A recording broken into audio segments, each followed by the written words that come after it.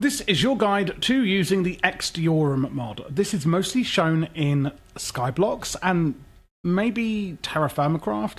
I don't know really anywhere else that uses it apart from that. It doesn't add a lot of things, but the things it does add are very important. Number one, the barrels. So the oak barrel, for example, we can put in apples, and you can see the volume at the top is going to 100%, and then it starts progress. Once that progress gets to 100%, you will get some dirt, and that's how you can compost and get more dirt in Skyblock packs very often that use the Ex Deorum mod. Right-click it, and there's your dirt. With a stone barrel, however, we can do a lot more. I can place in a water bucket, and then also a lava bucket, and we get stone. So what I can do with just enough items or JEI installed is click and then press U on my keyboard, and I can see barrel compost for getting dirt, etc. I can see barrel fluid mixing, so water and lava make stone, water and milk make slime block, lava and witch water will make blackstone. So witch water is obtained by putting water in a barrel, and that barrel is going to be, on top of mycelium. More mycelium speeds up the process. A barrel with witch water will grow mushrooms on nearby mycelium. Witch water and lava can make a netherrack generator, similar to a cobblestone one, which is what I just showed you. So that's how you make witch water and use that as well. We can also make obsidian, netherrack, and then we've got barrel mixing in a wooden barrel. You could put lava.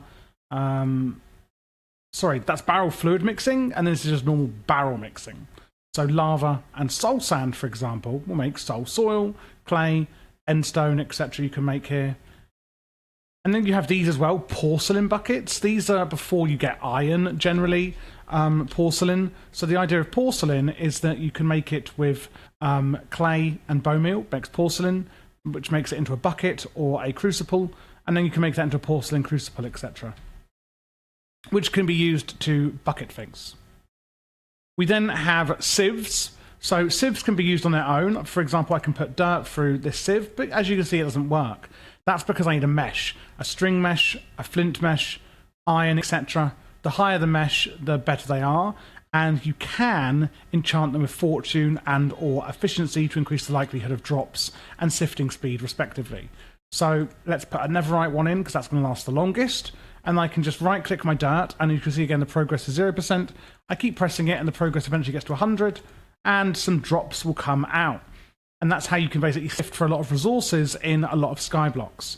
You can actually put these meshes next to each other like this, up to a 5x5 like this, and you can then sift all at once, for example, to get a lot more loot a lot quicker, and it takes you a lot less time with sifting and makes it a lot less tedious. Sometimes we need to compress items, like we can compress diorite into compressed diorite, and then we can use the hammer on it. So you've got like a compressed, diamond hammer, etc., which takes 9 hammers.